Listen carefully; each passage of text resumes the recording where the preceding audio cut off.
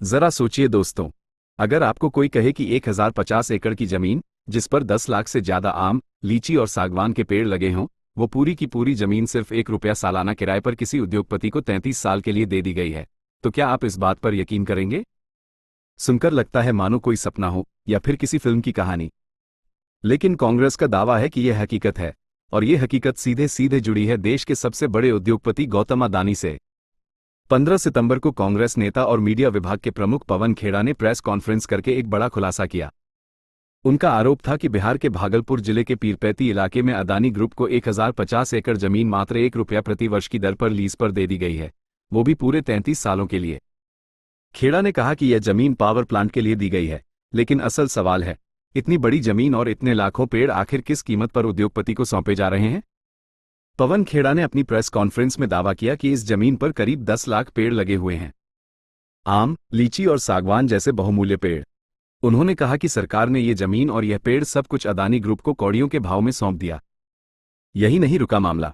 पवन खेड़ा ने press conference में एक वीडियो भी दिखाया जिसमें स्थानीय लोग भी यही आरोप दोहराते दिखाई दिए कि किसानों की जमीन औने पौने दामों में छीन ली गई और अब अदानी को दी जा रही है। कांग्रेस का आरोप सिर्फ बिहार तक सीमित नहीं है। पवन खेड़ा ने कहा कि चुनाव से पहले बार बार अदानी को बड़े प्रोजेक्ट सौंपे जाते हैं।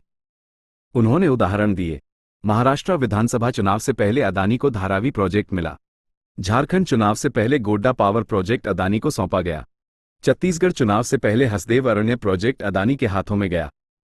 कांग्रेस का सीधा आरोप है कि जब भी चुनाव आते हैं, बीजेपी सरकार अदानी को बड़े बड़े तोहफे दे देती है। अब सवाल उठता है, बीजेपी का इस पूरे मुद्दे पर क्या कहना है? तो सुनिए। बिहार बीजेपी के मीडिया विभाग के हेड दानिश इकबाल ने इन आरोपों का जवाब दिया। उन्होंने साफ कहा कि यह पूरी प्रक्रिया पारदर्शी तरीके से हुई है।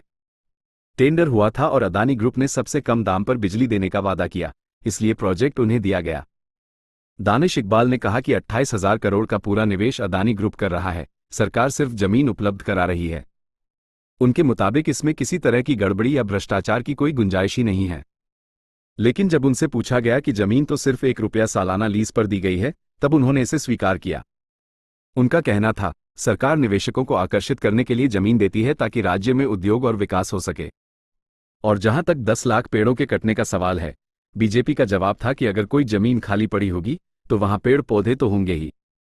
इसमें कुछ भी गलत नहीं है।